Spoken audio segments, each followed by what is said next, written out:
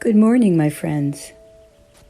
Once again, we come together in our practice of mindfulness. Thank you for being here. Each one of you matters. And so we continue with looking at prompts for mindfulness. Just some of the things in life that can bring us to a place where mindfulness to the experience opens new understanding as well as a new way of responding. Cynthia Bourgeau, who's written several books on centering prayer and contemplation, speaks of the practice of contemplation as a process that develops a, quote, whole new operating system, close quote, in our perceptions and in our responses. You may have been noticing some of that if you've been here for a while, finding more steadiness and less reactivity, and finding the experience of the things in life that give us joy or peace to be richer in ways that are very hard to describe, but real. So I want to talk to you a little further this morning about that software that would be used by a whole new operating system, and a way of starting to practice with a scanning for what Richard Rohr has called spiritual malware. We can make use of this, and in fact, we need it in the first few minutes of any time that we're practicing the sitting meditation of mindfulness. What I have found is if I don't do a conscious scan of how my mind and my heart are operating in a certain way at the beginning of my time, then there are often hidden and well-disguised kinds of malware that will come in and control the entire experience. Thoughts, resentments, regrets, things I wish I hadn't said just the other day. You know, those kinds of thoughts that grab us and shake us by the spiritual shoulders.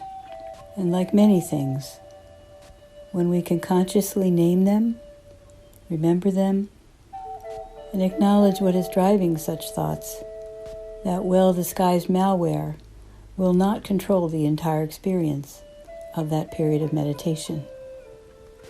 So let us sit for practice today, seated in your familiar and comfortable position for a mindfulness practice in meditation, with your hands and your body supported, allowing your eyes to gently close, and in a quiet, gentle way, simply turning your awareness to the rhythm of your breath, exactly as it is, in your belly or your chest, and follow that rhythm, noticing it coming in when it peaks, and as it releases, releasing it slowly. Let us do that together for the next little period of time.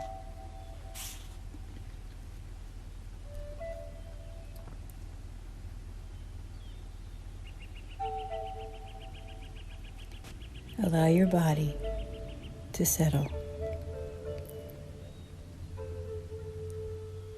And now let's turn our minds to scanning for that spiritual malware.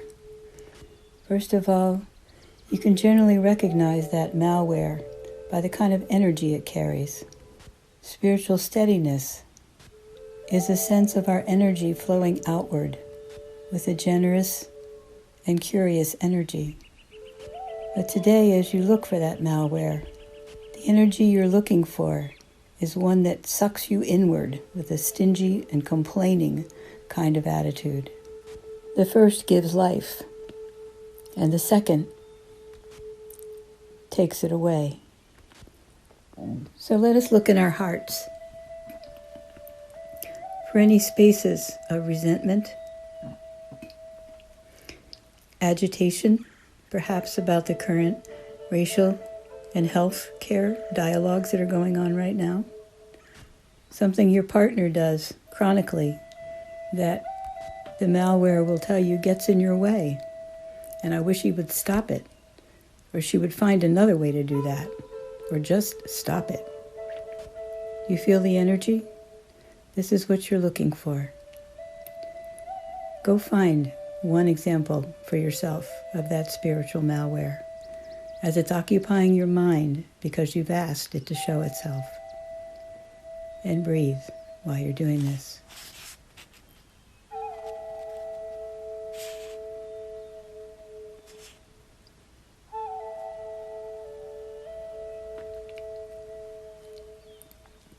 Do you have something? Something that you routinely respond to with an ungenerous kind of attitude, even a judgment, or a phrase that says, "This is ridiculous." The best situations to look for are the ones that are currently present. So feel what that experience is like for you. Wherever it lands in your body and your mind. This is malware, and we all have it.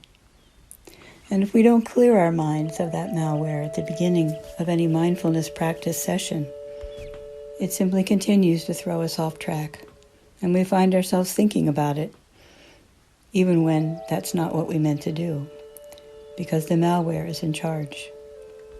Like somebody put malware into your computer, and you hit the letter C, and suddenly a vile word that begins with a C shows up on your screen.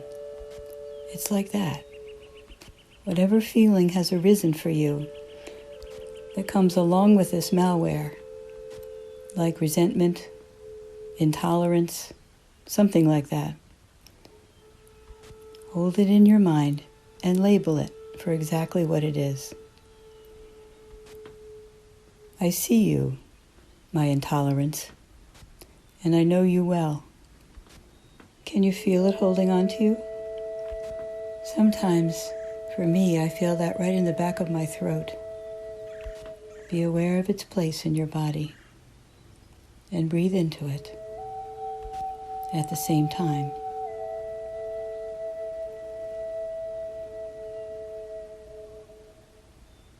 Aware,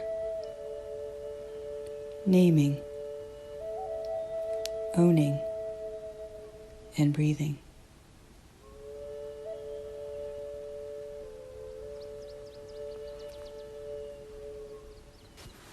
Like a dark ball of stingy energy, it sits there. And now take a deep, full breath all the way up to the top of your body, into your shoulders, your head, your face, your chest, and back out. And as you take the next deep breath, allow it to enter into that dark ball of stingy energy. And on the out-breath, notice how it expands that ball into a size that's bigger and much less dense. You can see through it.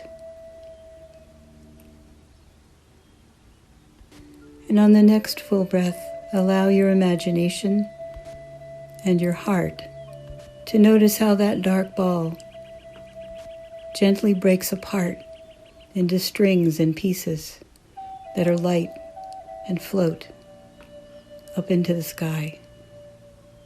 Saying to it, "My familiar companion, I release you from this present moment." In your ongoing practice, stay with this last part until you feel your negative energy shift to positive. It will feel like a flow from breath to body, to heart, to mind, to spirit, and out again. And you are ready and open and curious. Flow and resistance to flow will both become obvious as you recognize your own unique patterns of both life energy and death energy. Add this practice to the beginning of your meditation whenever you can. Namaste. Amen.